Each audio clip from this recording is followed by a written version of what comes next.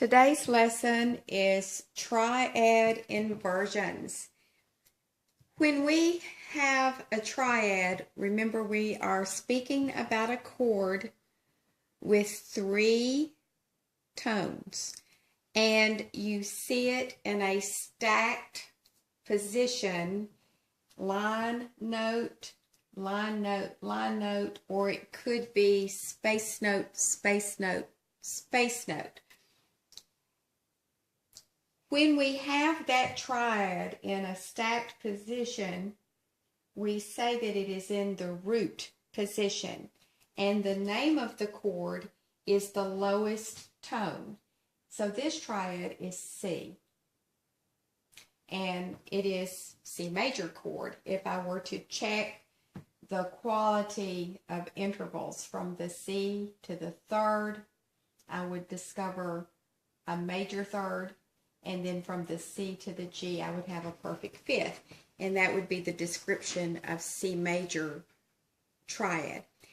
But this is not the only way we can play triads.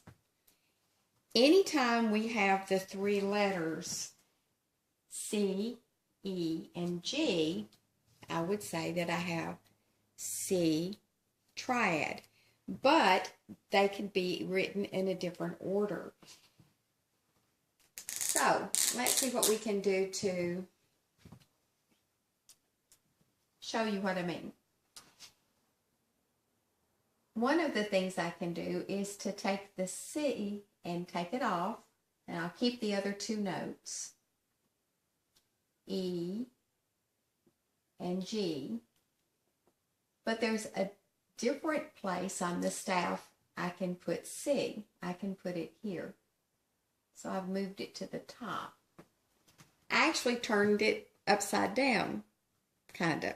Took the bottom note and took it to the top. When I do that, that's called the first inversion.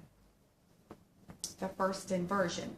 Now I can do it again, but this time I will keep the top 2 notes, the G and the C, and I'm going to move the E to the top. So when I do that, it's called the second inversion. And what I think is fairly interesting is if you look at each of the bottom notes, the C, the root, was on the lowest position. Then the third or the middle note became the lowest. And then the G became the lowest.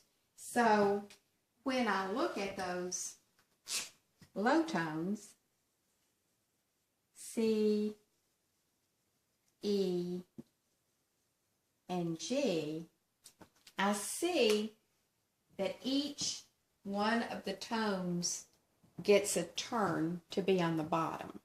So this is called the root, the first inversion, and the second inversion. But we don't want to write it that way. We want to use a little shorthand, because if I had to write out root, first inversion, second inversion, and write the word major, that's quite a few things to write. So we're going to use some shorthand to show you how to write this. Remember, when we use the Roman numerals, if it's a major, and we're going to say we're in the key of C. There's no sharps or flats, so this is the scale of C. And the very first tone in C scale is C. So this is a 1. And remember that it's major, so we use a capital I in Roman numeral. That means it's major. Now, to let you know that it's the root position, we're going to look to see what is the interval from the top one to the bottom one. Is a fifth. So right to the side, I'm going to put a little 5. And then what's the interval from the middle note to the bottom? That's a third. So I'm going to put it just right below it. So this becomes a picture to let us know that this is the root position. Very simple. We just take the picture and we place the numbers in the correct place. All right. This is the 1. It's major. So we still keep the Roman numeral as a capital I. And now we just simply describe the interval from the top to the bottom. What do you see? A sixth. So I put a little 6 out to the side. And what is the interval from the middle one to the bottom? It's a 3. Okay? Now, I'm going to put the 3 in parentheses because you don't even have to put the 3 for this particular kind of shorthand. When I use just a 6, it automatically means that the middle to the bottom is a 3 without your writing it there. So you don't even have to put it. So if I see a Roman numeral 1 here, and I see just the number 6 by itself, it automatically means that it's a third. All right, now, what about the last one? It's still C, E, and G, so I know it's still the 1. And the description from the top interval to the bottom is a 6.